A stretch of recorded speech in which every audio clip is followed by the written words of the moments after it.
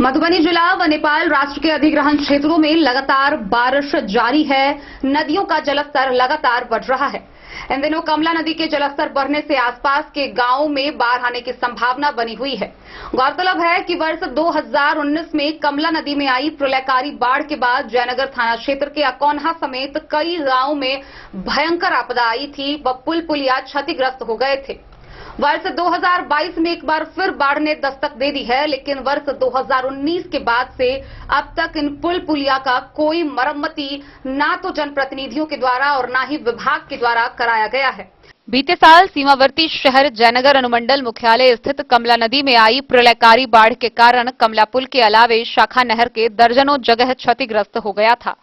बाढ़ से क्षतिग्रस्त तटबंधों को जल संसाधन विभाग के द्वारा मरम्मती कराई गई, लेकिन आज भी ऐसा गांव है जहां जल संसाधन विभाग ने क्षतिग्रस्त तटबंध पर काम चलाऊ कार्य कर दिया, जो वर्षों के बाद भी किसी काम का नहीं है। जयनगर प्रखंड के देवधा दक्षिणी पंचायत के वार्ड नंबर 12 अकौन्हा गांव भारत नेपाल अंतर्राष्ट्रीय सीमावर्ती गांव होने के कारण सरकारी तंत्र उस गांव का सुधि नहीं ले रहे हैं, जिस कारण बरसात के दिनों के अलावे आम दिनों में गांव के लोगों को आवागमन करने में कठिनाई का सामना करना पड़ता है।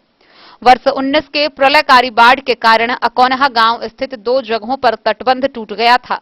विभाग ने क्षतिग्रस्त तटबंधों को मरम्मती कार्य कराने स्थल गया, लेकिन नेपाली सशस्त्र बलों के द्वारा पूर्व के तटबंध स्थल नो मैंस लैंड पर होने के कारण कार्य पर रोक लगा दिया, जिस कारण तटबंध का निर्माण पूर्व जैसा नहीं हो सका।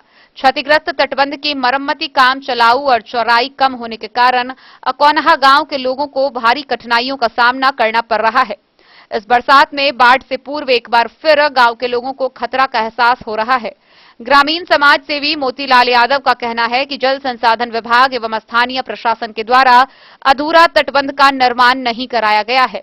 ग्रामीणों ने सरकार और प्रशासन से क्षतिग्रस्त तटबंध की मरम्मती की मांग की है। उस समय बिहार के सीएम नीतीश कुमार जी भी यहाँ आए थे, लेकिन तब से लेकर अब तक ये सड़क नहीं बन पाई है। और आमतौर पे यहाँ शादी ब्याह या फिर कोई फंक्शन होता है तो बहुत समस्या होता है। और आज भी गांव में किसी को बीमार या कोई तबीयत खराब हो तो खाट के सहारे से जाना पड़ता है। यहाँ पे केवल 3 फीट का रोड है, वो भी मिट्टी का है और बहुत समस्या है।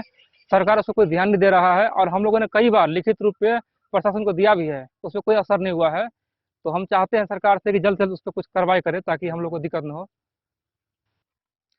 देखिए, ये पूरे गाँव का 5 आबादी है, वार्ड नंबर 13 है या 14 है, दोनों का कनेक्टिविटी टूटा हुआ है और दोनों जगह के लोग परेशान है, क्योंकि प्रखंड से उसका जो आना जाना है वो टूट चुका है। और जब से बारिश हो रहा है तब से तो और समस्या भरा हुआ है।